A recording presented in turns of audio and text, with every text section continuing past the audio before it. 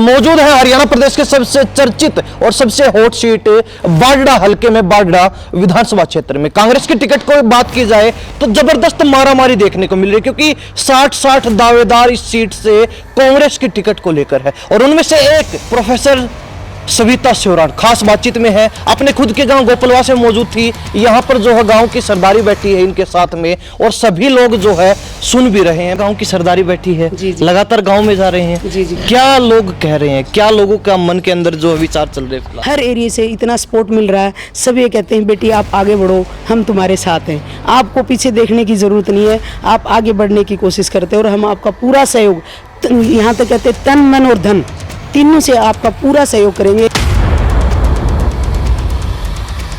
क्या उद्देश्य है, क्यों आपको लगा कि हमें राजनीति में आना चाहिए? अच्छी खासी जो है आपकी जॉब चल रही है, उसको छोड़ के राजनीति में आना क्या उद्देश्य लगा? जब मैं अपने एरिया में आती हूँ तो मुझे ये महसूस होता है कि भी इस एरिया में डेवलपमेंट क्यों नहीं। जब आप डेवलपमेंट करने की सोचोगे तो आप उस लाइन में आपको घुसना पड़ेगा जिस लाइन से उस एरिया का डेवलपमेंट हो सकता है, और डेवलपमेंट करने के लिए आपको क्या करना पड़ेगा, एमएलए बनना पड़ेगा।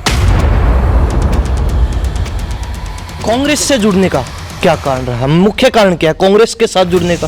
पार्टी बीजेपी है, पार्टी और कई क्षेत्रीय दल हैं, जेजेपी है, इनेलो, आम आदमी पार्टी भी है, बीएसपी पार्टी के साथ गठबंधन भी है, तो सिर्फ कांग्रेस के साथ ही जुड़ने का मुख्य कारण? हम तो प्रोफेसर हम एनालिसिस करते हैं सारे दिन पॉलिसियों का एनालिसिस करते हैं। तो हमने बीजेपी की पॉलिसियां भी एनालिसिस की और कांग्रेस की पॉलिसियां भी एनालिसिस की। कांग्रेस की जो पॉलिसियां वो मध्यम वर्ग के लिए काम करती हैं, और मैं जिस एरिया में बैठी हूँ, जिस एरिया की आप बात करते हो बाडड़ा विधानसभा, इस एरिया में सबसे ज्यादा मध्यम वर्ग। चर्चा चल रही है कि महिला सीट के तौर पर बाडड़ा को रिप्रेजेंट कर सकती है कांग्रेस, तो ऐसे में क्या लगता है कहां खड़ा पाते हैं अपने आप? सब जगह से मुझे पॉजिटिव रिस्पांस मिला, मेरे विचारों को सबने लाइक किया है कि बेटा आप बहुत अच्छे विचारों के साथ लेकर, और हम जहां पे भी आप जाओगे सहयोग करूँगी। तो आज मैं उस विचारों को और जनता के सहयोग को देखते हुए 1 नंबर पे खड़ी हूँ। प्रोफेसर सविता शिवरान का नाम लिस्ट में आ सकता है अगर महिला सीट होती है तो मेरा तो पूरा विश्वास है कि पार्टी मेरे पे विश्वास जताएगी और मैं पार्टी को उसमें पूरा मतलब जीत भी हासिल करेंगे और एरिया के लिए और पार्टी के लिए इतना अच्छा काम करेंगे कि पार्टी का भी आगे नाम बढ़े। प्रत्याशी ऐसे जो दमदार अपने आप को मानते हैं, धुरंधर अपने आप को मानते हैं, दशकों से राजनीति कर रहे हैं, साम दाम दंड भेद हर तरीके की राजनीति में समर्थ हैं। कोई भी राजनीति में धुरंधर नहीं होता। धुरंधर सिर्फ कौन बनाता है उसको? आम जनता बनाती है। जनता का सहयोग उनको धुरंधर बनाता है, जनता चाहती है वही धुरंधर बनता है। बंसीलाल परिवार की बात की जाए, बाडड़ा हलके पर अच्छा खासा प्रभाव है। मान लीजिए आपको टिकट मिलती है, फिर किसी अन्य कैंडिडेट को मिलती है, तो चौधरी बंसीलाल परिवार का उस व्यक्ति को, उस कैंडिडेट को कितना सहयोग रहे? वही हमारे सर्वमान्य नेता हैं। तो बंसीलाल का जो परिवार है, अभी यहाँ से तो अनिरुद्ध जी लड़ नहीं रहे, तो शाम से लड़ रहे हैं, तो उनका पूरा सहयोग मिलेगा। उनका सहयोग ना मिलने का कोई पर्पज ही नहीं है। इस बार कांग्रेस पार्टी अच्छे बहुमत से जीतेगी। यहाँ पे रिकॉर्ड, मैं तो ये कहती हूँ कि रिकॉर्ड बहुमत से जीतेगी। नमस्कार, स्वागत आपका हरियाणा न्यूज 24 पर। मैं प्रिंस लांबा, मेरे से विनय सिंधु के साथ मौजूद है हरियाणा प्रदेश के सबसे चर्चित और सबसे हॉट सीट बाडड़ा हलके में बाडड़ा विधानसभा क्षेत्र में कांग्रेस की टिकट को बात की जाए तो जबरदस्त मारामारी देखने को मिल रही है, क्योंकि 60 दावेदार इस सीट से कांग्रेस की टिकट को लेकर है और उनमें से एक जिनको सबसे पढ़ा लिखा और सबसे जो है एक चर्चित महिला चेहरा माना जा रहा है, प्रोफेसर सविता शिवरान खास बातचीत में है। अपने खुद के गांव गोपलवा से मौजूद थी। यहाँ पर जो है गांव की सरदारी बैठी है इनके साथ में और सभी लोग जो है सुन भी रहे हैं। बातचीत करेंगे कि क्या इनको ऐसी टीस लगी, चुनाव में आना, राजनीति में आना सही लगा, और उसके बाद कहीं ना कहीं कांग्रेस के साथ गए तो कांग्रेस के साथ जाने का क्या कारण रहा। इसके अलावा बात करेंगे कि बाडड़ा हलका जो लगातार कहता है कि पिछले कुछ वर्षों में ये पिछड़ गया, तो ऐसे में कहीं ना कहीं क्या उद्देश्य लेकर राजनीति में आए हैं, किस तरीके से जो है बाडड़ा को एक नया आयाम दे पाएंगे। प्रोफेसर साहब बहुत बहुत स्वागत आपका। बहुत बहुत धन्यवाद पहले तो आपके चैनल का कि आप लोगों ने मेरे लिए टाइम निकाला और हमारे इस गांव में आप पधारे और इस हल्के का जो बातें आप उठाते रहते हो उस चीज़ के लिए मैं आपके चैनल का बहुत बहुत धन्यवाद करती हूँ। और आपका और मुन्ना लांबा जी का स्पेशली, उन्होंने भी इस पत्रकारिता में बहुत माहिर हासिल की है और बहुत ही जेन्युइन मुद्दों को वो उठाते रहे, समाज के भी, एरिया के भी और बाडड़ा हल्का के भी मुद्दों को आप लोग उठाते रहते, उसके लिए बहुत बहुत धन्यवाद आपका। सबसे पहला सवाल तो यही रहेगा, गाँव की सरदारी बैठी है, लगातार गांव में जा रहे हैं। जी, जी। क्या लोग कह रहे हैं, क्या लोगों का मन के अंदर जो विचार चल रहे हैं फिलहाल? देखिए, जैसे मैंने आज भी पहुंची और हमेशा भी हर गांव में पहुंचती रहती हूं, हर एरिया से इतना सपोर्ट मिल रहा है। सब ये कहते हैं बेटी आप आगे बढ़ो, हम तुम्हारे साथ हैं, आपको पीछे देखने की ज़रूरत नहीं है, आप आगे बढ़ने की कोशिश करते हो और हम आपका पूरा सहयोग, यहाँ तक कहते हैं तन मन और धन तीनों से आपका पूरा सहयोग करेंगे। आप एक बार आगे बढ़ते रहो, बस ये उम्मीद हर जगह से, हर गांव से, हर महकमे से मुझे ये मैसेज मिल रहा है। और उसी उद्देश्य को, उसी मोटिवेशन को, क्योंकि यहीं से मोटिवेशन, क्योंकि विधायक कोई ऐसा नहीं है कि आप अपने घर में बैठ के विधायक बन सकते। विधायक जनता और गांवों की सरदारी, जो जिसका आपने जिक्र किया, वही सरदारी बनाती है और उनका जो सहयोग है ना, वो मोटिवेट करता है, जिसकी वजह से मैं आज फील्ड में हूँ। प्रोफेसर होते हुए हर गाँव से, हर आदमी से, हर गरीब से, मजदूर से, किसान से, सबसे मिल रही हूँ और सभी एक ही आशीर्वाद दे रहे हैं, बेटी आप आगे बढ़ो। जी प्रोफेसर साहब, अब राजनीति की बात की जाए, राजनीति में आ चुके हैं। बिल्कुल बिल्कुल। क्या उद्देश्य है, क्यों आपको लगा कि हमें राजनीति में आना चाहिए?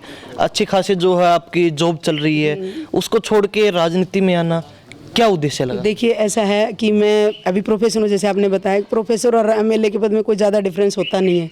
पर मैंने प्रोफेसर बनने के बाद ये सोचा कि प्रोफेसर तो हम बन गए और अपने पास एक बेटी है, वो एमबीबीएस अभी करेगी। यहीं से पढ़ी हूँ, यहीं बड़ी हुई, इसी स्कूल में। हमारा 10वीं तक मेरा गांव के स्कूल में पढ़ी, उसके बाद 12वीं तक कादमा के स्कूल में पढ़ी, फिर आदर्श में गई। जब बच्चा किसी एरिया से निकलता है तो उसके लिए पूरे समाज का सहयोग रहता है। उस समाज के सहयोग से ही बच्चा क्या होता है, आगे बढ़ पाता है। पर जब बच्चा आगे बढ़ गया और अपनी पोस्ट हासिल कर ली, उस लेवल तक चला गया, तो वो पीछे मुड़ के उसको देखना चाहिए कि मुझे तो समाज ने दिया, पर मैं समाज को क्या दे पाया। जब आप ये एहसास करते हो तो फिर आपको एनालिसिस करना पड़ेगा, आपको महसूस करना पड़ेगा कि मैंने समाज के लिए क्या किया है। भी जहाँ बैठे हैं वहाँ हमारी जो शिक्षा की तरफ से जानकारी, काउंसलिंग, वो तो हम करते रहते हैं, पर जो डे टू डे मैटर, मतलब हर दिन की रोज़गार की या यहाँ पर डेवलपमेंट की बात करें, तो उसमें हमारा कितना सहयोग रहा है एरिया के लिए, उसमें हम सहयोग तभी दे पाते हैं जब आप राजनीति में या विधायक के पास ये पावर होती है कि वो एरिया का डेवलपमेंट। आपने अपने इसी स्टार्टिंग में जिक्र किया कि भाई बाढ़ जो हल्का, वो सबसे पिछड़ा हुआ हल्का है। वो मैं भी, जैसे मैं विदेश में भी रही हूँ, देश में भी सब जगह घूमी हूँ। मैंने राजस्थान में भी नौकरी की है, यूपी में की है, विदेश में की है, खेले हैं, तो सारे भारत में घूमे हैं। पांडिचेरी में भी, जैसे साउथ में भी गए हैं, नॉर्थ में भी, सारा इंडिया कंपेयर किया। जब मैं अपने एरिया में आती हूँ तो मुझे ये महसूस होता है कि भी इस एरिया में डेवलपमेंट क्यों नहीं है। तो डेवलपमेंट नहीं है तो कैसे डेवलपमेंट हो? आप बाहर बैठ के तो बात करने से तो डेवलपमेंट हो नहीं सकता। जब आप डेवलपमेंट करने की सोचोगे तो आप उस लाइन में आपको घुसना पड़ेगा जिस लाइन से उस एरिया का डेवलपमेंट हो सकता है। और डेवलपमेंट करने के लिए आपको क्या करना पड़ेगा? एमएलए बनना पड़ेगा। और एमएलए बनोगे तो आपको क्या करना पड़ेगा? जैसे आपने कहा कि राजनीति में आना पड़ेगा। तो मैंने इस एरिया को डेवलपमेंट का विचार करते हुए सोचा कि अब मेरे पास टाइम है, क्योंकि बच्चों के, जैसे मदर के पास बच्चों की रिस्पॉन्सिबिलिटी होती है, वो मेरी लगभग कंप्लीट होगी, बच्ची हॉस्टल में चली जाएगी। तो मैंने, मेरे माता पिता, बुजुर्ग, दादा, ताऊ, काका, सब ने मुझे यहाँ तक पहुँचाया, तो मेरा भी एक फ़र्ज़ बनता है कि मैं अपने समाज के लिए कुछ आगे विकास के लिए कुछ करूँ और आने वाली पीढ़ियों को ऐसी सुविधाएं प्राप्त हो कि भी हमारे यहाँ से कोई बच्चा पढ़ के गया था और उसने हमारे समाज के बारे में सोचा और सोचने के बाद वो इस लाइन में आई और उसने ये डेवलपमेंट किया। इस विचार के साथ हम इसमें पॉलिटिक्स में एंटर किया। पर जो आपने कहा ना कि भी यहाँ आने का क्या मकसद है, कि देखो इस एरिया की बात करो तो हम, सरकार स्किल की बात करती है, आप इस एरिया में स्किल की बात करो तो एक भी गवर्नमेंट तो दूर की बात, प्राइवेट इंजीनियरिंग कॉलेज नहीं है। पॉलिटेक्निक की बात करो तो बाढ़ हल्का में प्राइवेट क्या गवर्नमेंट पॉलिटेक्निक नहीं है जी। नर्सिंग कॉलेज की बात करें तो नर्सिंग कॉलेज नहीं है। यहाँ इस एरिया में सबसे ज़्यादा बच्चे पढ़ते हैं, टेक्निकल भी खूब करते हैं बच्चे, पॉलिटेक्निक भी करते हैं। लड़कियों के लिए खासकर एक कोर्स होता है नर्सिंग, जिसमें सबसे ज़्यादा लड़कियों का इंटरेस्ट रहता है। मैं एक लड़की हूँ तो क्या मैं सोच नहीं सकती कि भी और लड़कियों के ऐसी सुविधा कैसे दी जाए, कैसे उनको घर के आसपास वो सुविधा प्रोवाइड की जाए कि वो बच्चा भी आगे मेरी तरह आगे बढ़ सके और अपने बारे में और समाज के बारे में, दोनों के बारे में सोच के। प्रोफेसर बन के देखो, प्रोफेसर तो बन गए, शिक्षा दे रहे हैं, रिसर्च कर रहे हैं, वो तो चलेगा ही चलेगा, वो तो कभी एंड प्रोसेस नहीं होती। यहाँ पे भी आएंगे, यहाँ पे भी काम करेंगे, तो वो भी शिक्षा ही है। कांग्रेस से जुड़ने का क्या कारण रहा, मुख्य कारण क्या है कांग्रेस के साथ जुड़ने का? पार्टी बीजेपी है, पार्टी और कई क्षेत्रीय दल हैं, जेजेपी है, इनेलो, आम आदमी पार्टी भी है, बीएसपी पार्टी के साथ गठबंधन भी है, तो सिर्फ कांग्रेस के साथ ही जुड़ने का मुख्य कारण? बहुत ही अच्छा क्वेश्चन आपने किया कि भी उन्हें पार्टियां बहुत सारी थी तो हमने कांग्रेस पार्टी को क्यों चुना। इसके लिए मैं आपको बताती हूँ। देखिए, हर पार्टियों की अपनी पॉलिसी होती है और जो समाज का विकास होता है वो पॉलिसियों के हिसाब से होता है कि किस पार्टी की क्या पॉलिसी है और वो पॉलिसी कैसे समाज में पहुंच सकती है और वो क्या इफेक्ट समाज में देख करती है। तो हम तो प्रोफेसर हम एनालिसिस करते हैं सारे दिन पॉलिसियों का ही, पॉलिसियों का एनालिसिस करते हैं। तो हमने बीजेपी की पॉलिसियां भी एनालिसिस की और कांग्रेस की पॉलिसियां भी एनालिसिस की। तो कांग्रेस की पॉलिसियों में मैं पाया कि कांग्रेस की जो पॉलिसियां हैं उसमें 2 तरह की पॉपुलेशन है हमारे पास। 90% पॉपुलेशन है किसान, मजदूर, गरीब और जनरल, कमेरा वर्ग और ये सारा वर्ग आता है। और 10% पॉपुलेशन ऐसी है जो पैसे वाली, जिसमें बिजनेस, बड़े बड़े बिजनेस, छोटे बिजनेस में नहीं, जैसे अपने दुकानदार हैं ये नहीं आते, ये इसी में आते, कमेरे वर्ग में, किसान में, मजदूर में। जो बड़े बड़े करोड़पति घराने हैं वो सिर्फ 10% है। तो हमने पाया कि कांग्रेस की जो पॉलिसियाँ वो मध्यम वर्ग के लिए काम करती हैं। और मैं जिस एरिया में बैठी हूँ, जिस एरिया की आप बात करते हो बारडा विधानसभा, इस एरिया में सबसे ज़्यादा मध्यम वर्ग है। यहाँ पे 90% आप कह सकते हो कि 90% जो पॉपुलेशन है वो मध्यम वर्ग है।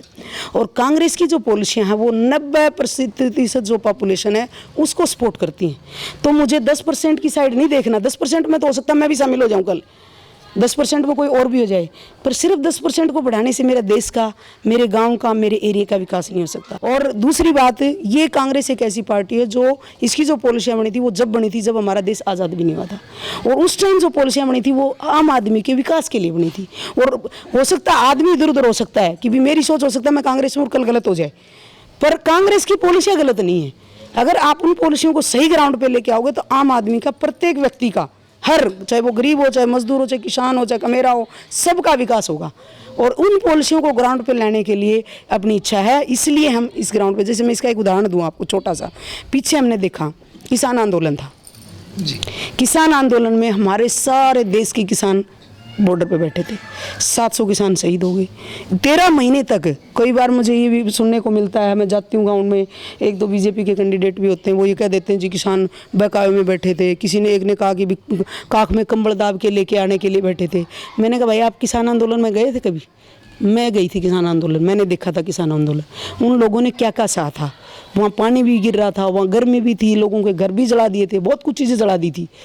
उसके बावजूद वो 13 महीने बैठे, तब वो पॉलिसी चेंज हुई, सरकार ने माना गलत थी। तो कहने का मतलब ये है कि आपको पॉलिसियों को समझ के तभी आपको डिसाइड करना पड़ेगा। देखो राजनीति सिर्फ और सिर्फ, मैं राजनीति करने नहीं आई, सिर्फ और सिर्फ एमएलए बनना मेरा टारगेट नहीं है। जैसे आपने पहले ही बता दिया कि भी आप पहले से ऑलरेडी अच्छी पोस्ट पे बैठे हो, तो राजनीति करने के लिए तो ऐसी राजनीति तो वहाँ बैठ के भी कर लेते, बहसबाजी तो वहाँ बैठ के भी कर लेते, मीडिया में बैठ के भाषण दे देते, पर उससे हमारा विकास नहीं हो सकता ना। सिर्फ बहसबाजी से विकास तभी होगा जब आप उसमें शामिल, और उसको आगे बढ़ाने के लिए क्या करोगे। 60 दावेदार जी, बारडा हल्के से, कुछ एक महिलाएं हैं, ज्यादातर पुरुष दावेदार हैं। अब चर्चा चल रही है कि महिला सीट के तौर पर बारडा को रिप्रेजेंट कर सकती है कांग्रेस। तो ऐसे में क्या लगता है, कहाँ खड़ा पाते हैं अपने आप को? आज के दिन अगर मैं देखूं अपने आप को, जैसे मैंने एरिया में घूमा है और बात करी है लोगों से, सबसे अपने विचार रखे हैं, सब जगह से मुझे पॉजिटिव रिस्पांस मिला। मेरे विचारों को सब ने लाइक किया है कि बेटा आप बहुत अच्छे विचारों के साथ लेके, और हम जहाँ पे भी आप जाओगे सहयोग करूँगी। तो आज मैं उस विचारों को और जनता के सहयोग को देखते हुए 1 नंबर पर खड़ी हूँ, पार्टी के अंदर भी, और पार्टी ने जो एनालिसिस किया उसमें भी, और जो जनता का जो सहयोग है उसमें भी आज मैं अपने आप को 1 नंबर पे पाती हूँ। तो क्या मान के चले, प्रोफेसर सविता शिवरान का नाम लिस्ट में आ सकता है अगर महिला सीट होती है तो? महिला सीट होती है तो मैं तो उम्मीद कर रही हूँ पार्टी मेरे पे भरोसा जताएगी, और पार्टी भरोसा जताती है तो पार्टी के लिए काम करके दिखाएंगे, एरिया के लिए काम करके दिखाएंगे।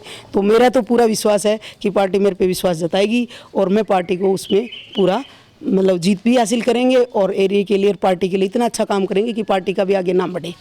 इस पर मान लेते हैं आपको टिकट मिल जाती है, तो ऐसे में कहीं ना कहीं आपके सामने और भी नेता होने वाले हैं दूसरे दलों के प्रत्याशी, ऐसे ऐसे जो दमदार अपने आप को मानते हैं, धुरंधर अपने आप को मानते हैं, दशकों से राजनीति कर रहे हैं, साम दाम दंड भेद हर तरीके की राजनीति में समर्थ हैं। तो उनके सामने किस तरीके से मुकाबला कर पाएंगे, किस तरीके से उनकी टक्कर ले पाएंगे? देखिए कोई भी राजनीति में धुरंधर नहीं होता। धुरंधर सिर्फ कौन बनाता है उसको?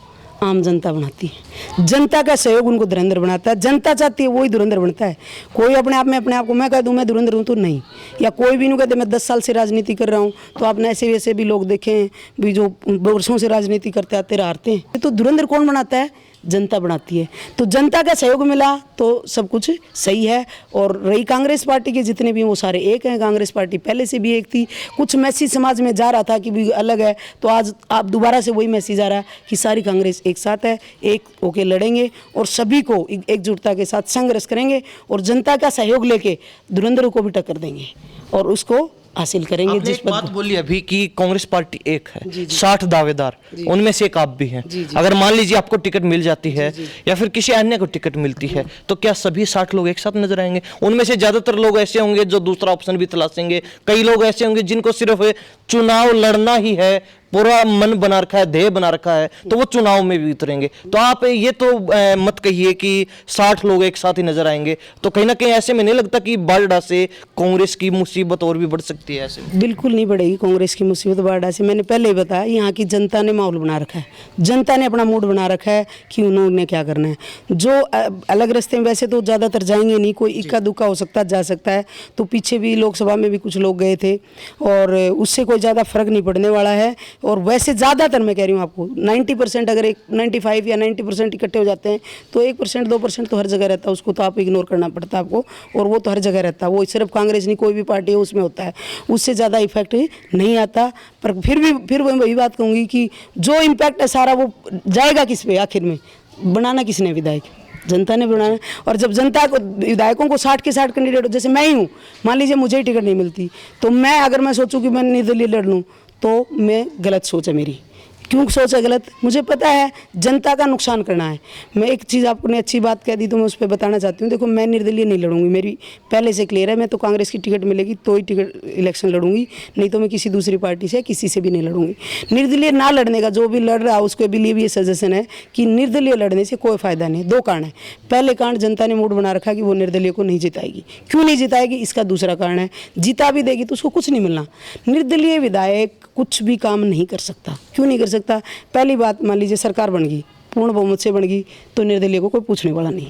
आप बताओ, पूछने वाला कोई नहीं पूछेगा। वो घूमता रहे, अपना जो काम है अपने एरिया में घूमता रहे, कोई दिक्कत नहीं। पर पॉलिसी सरकार के काम वो ग्राउंड पे नहीं उतार सकता। दूसरी बात ये मान लीजिए कुछ कमी रह जाती है तो थोड़ी निर्दलीय की वैल्यू बढ़ती है।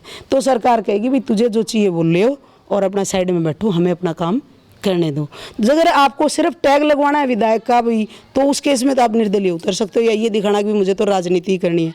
मैं भाई साहब राजनीति करने के लिए नहीं आई हूँ, मैं सिर्फ अपने एरिया के विकास के लिए आए हैं। और मैं बाकी लोगों से भी यही रिक्वेस्ट करेंगे, जब अब ऐसे तो ऐसी कोई सिचुएशन आएगी नहीं, आएगी तो उससे भी ये रिक्वेस्ट करेंगे भाई एरिया का, आप इस एरिया से बिलोंग करते हो और इस एरिया पे जिसने भी पार्टी ने मेरे पे जताए, किसी और पे जताए, जिस पे भी विश्वास जताए, उसका सभी मिलकर सहयोग करो, क्योंकि सहयोग से ही हम आगे बढ़ सकते हैं। अगर सहयोग नहीं करेंगे तो हल्का पहले से पीछे गया हुआ है और पीछे चला जाएगा। तो सबसे मेरी यही गुजारिश रहेगी, सबसे रिक्वेस्ट करेंगे, सबसे मिलेंगे, चाहे उसके लिए मनाना पड़े तो मनाएंगे भी, कि भी आप जो है हल्के के विकास के लिए काम करो, ना कि पर्सनल के लिए। सिर्फ विधायक के लिए काम नहीं करना, हमने काम करना अपने एरिया को और अपने हल्के को ऊपर उठाने के लिए, और वो तभी पॉसिबल है सब एक साथ एकजुट हों। और एकजुटता के साथ आगे बढ़ते हो तो उसकी ताकत अलग ही होती है। बंसीलाल परिवार की बात की जाए, बारडा हल्के पर अच्छा खासा प्रभाव है।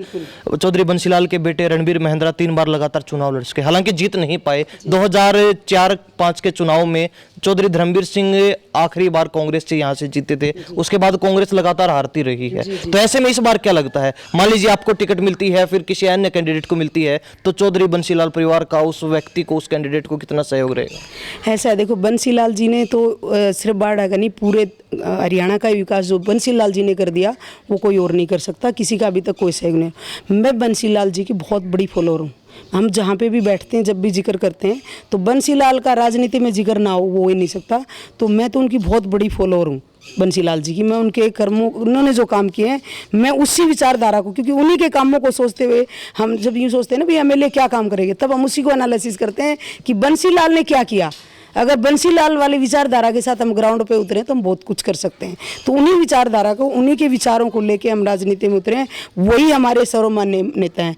तो बंसीलाल का जो परिवार है, अभी यहाँ से तो अनिरुद्ध जी लड़ नहीं रहे, तो शाम से लड़ रहे हैं, तो उनका पूरा सहयोग मिलेगा। उनका सहयोग ना मिलने का कोई पर्पज़ ही नहीं है। हम तो कभी से कांग्रेस के वोटर रहे हैं, हमारा पूरा परिवार बंसीलाल का फॉलोअर रहा है, पूरा पूरा परिवार ही, बल्कि गांव भी हमारा ज़्यादातर बंसीलाल का फॉलोअर है। तो आपने मुलाकात की उनसे, क्या आश्वासन मिला? पहले हुई है, अभी डायरेक्टली तो अभी नहीं हुई, क्योंकि वो भी अपने हल्के में, मैंने 1-2 बार टाइम मांगा तो वो भी अपने हल्के में बिजी हैं, क्योंकि वो भी टिकट के लिए भी फाइट कर रहे हैं और हल्के में नए में गए हैं तो लोगों से संपर्क कर रहे हैं, तो उनके पास तो खुद पानी पीने का टाइम नहीं है। तो मेरे लिए टाइम अभी मिल नहीं पाया, पर उनसे बात होएगी, आराम से बात करेंगे। उनसे पहले भी मुलाकात हुई है और मिलते रहते हैं, उनके कार्यकर्ताओं के थ्रू सबसे बात होती रहती है, तो ऐसा कोई दिक्कत नहीं है। पूरा सहयोग हमें उसमें मिलेगा। जो गोलागढ़ जिस गांव से वो बिलोंग करते हैं बंसीलाल जी, वहाँ मेरी सिस्टर की शादी कर रखी, बड़ी सिस्टर, वहीं पे मैरिज है उनकी, और मेरे जिया जी भी उनके साथ ही हैं, उनके साथ काम करते हैं, तो हमारा तो पूरा परिवार उनके साथ जुड़ा हुआ है, तो वहाँ से हमें कोई किसी तरह की कोई दिक्कत नहीं आने वाली, वो पूरा सहयोग मिलेगा। प्रोफेसर साहब, पिछले 3 विधानसभा चुनाव के अंदर जी, जी। कांग्रेस यहाँ से हार की हैट्रिक लगा चुकी है। जी, जी। अब चौथी बार क्या लगता है, कांग्रेस जीत पाएगी या फिर जो आपस में सियासी समीकरण बैठते हैं, जो क्षेत्रीय समीकरण बैठते हैं, उनमें फंसकर फिर जो है कांग्रेस हार सकती है? नहीं, इस बार कांग्रेस नहीं हारेगी। यहाँ से कांग्रेस पूर्ण एक बार अच्छे मतों से जीतेगी, बल्कि वो हैट्रिक जो है वो कुछ नहीं है, क्योंकि देखो समीकरण होते हैं हर साल के, हर टाइम के अलग अलग समीकरण होते हैं। इस बार का समीकरण थोड़ा सा और जो पीछे के आप एनालिसिस करते हैं उससे अलग है, तो समीकरण अगर अच्छा है तो इस बार पार्टी, जैसे पीछे लोकसभा का भी अगर हम एनालिसिस करते हैं तो 239 बूथ थे हमारे, उसमें से सिर्फ 32 बूथ थे जिस पर ट्रेलिंग थी, बाकी सभी 207 बूथों पे जो है कांग्रेस पार्टी लीड में थी। तो और इसमें तो और ज़्यादा जनता का कांग्रेस की तरफ रुझान ज़्यादा है, तो वो 32 भी जो हैं ट्रेलिंग, वो भी इस बार जीत में आएंगे, तो हारने का तो मतलब ही नहीं। तो इस बार कांग्रेस पार्टी अच्छे बहुमत से जीतेगी, यहाँ पे रिकॉर्ड, मैं तो ये कहती हूँ कि रिकॉर्ड बहुमत से जीतेगी। जी जी। तो कहीं ना कहीं गांव जा रहे हैं, आज आप अपने खुद के गांव में मौजूद हैं, आपके तमाम जो परिवार के लोग यहाँ मौजूद हैं। जी, जी। तो क्या कह रही है जनता? आप मिलते हैं, विचार व्यक्त करते हैं, टिकट की बात आती है तो फिर आपका क्या जवाब रहता है और कहीं ना कहीं जनता का क्या जवाब रहता है उसपे? देखिए, जनता का तो मैंने पहले ही बताया आपको, मेरा गांव है वो तो उसमें तो कोई 1% की ये है कि नहीं इधर उधर हो जाए, वो तो उनका तो 100% सिर्फ सहयोग नहीं, तन मन और धन। वो तो ये कहते हैं कि बेटा एक बार टिकट आपके आ गई तो मुझे इनको ये मेरे वोट नहीं डालेंगे, मेरे लिए वोट लेके आएंगे पूरे हल्के में, या जितने आदमी बैठे हैं आपको दिख रहे हैं, ये सारे हर हल्के में जा के मेरे लिए वोट मांगने का काम करेंगे।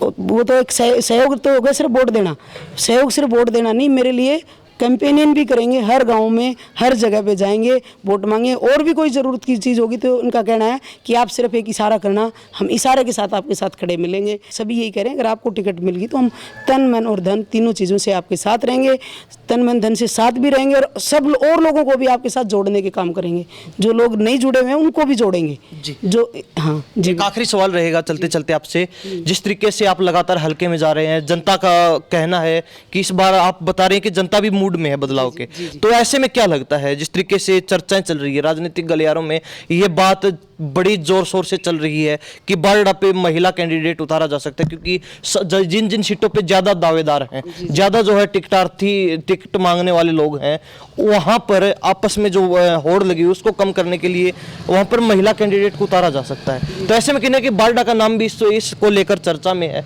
तो क्या मान के चले कोई महिला कैंडिडेट आप आते हैं या फिर किसी अन्य महिला प्रत्याशी को मौका मिलता है, तो ऐसे में कहीं ना कहीं लगता है कि कांग्रेस सीट निकाल पाएगी या फिर महिला से नहीं बल्कि कोई पुरुष दावेदार निकाल पाए?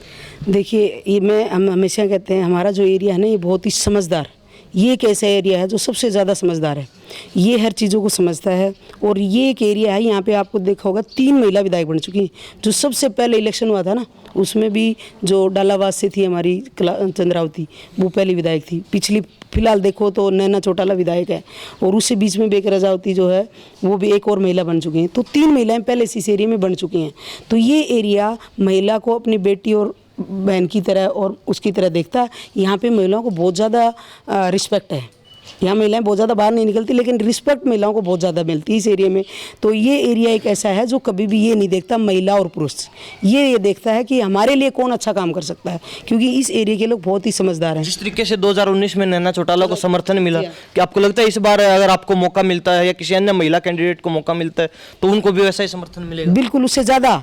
मैं तो कहती हूँ नैना चौटाला से अगर मुझे टिकट, मेरे पे पार्टी भरोसा जिताती है तो मुझे नैना चौटाला से ज़्यादा सहयोग मिलेगा, क्योंकि मेरा मायका भी यही है और मेरा ससुराल भी है, और मैं इसी एरिया से, वो तो दूसरे हल्के से आके यहाँ पे इलेक्शन लड़ा। जब उसको इतना सहयोग मिल सकता है तो आप खुद भी इमेजिन कर सकते हो, सोच सकते हो कि मुझे कितना सहयोग मिलेगा इस एरिया से। क्योंकि इस एरिया का बच्चा अगर आगे निकलता है तो एरिया अपने हाथों पे लेके और पलकों पे बिठाता है, और ये बहुत ही समझदार एरिया है जो पूरा सहयोग करेगा उसमें। और मैं तो ये कहती हूँ आपको नैना चौटाला से ज़्यादा जीत मुझे मिलेगी अगर मुझ पे पार्टी भरोसा जताती है तो। चलते चलते क्या कहेंगे अपने परिवार को, बाडा हल्के के लोगों को?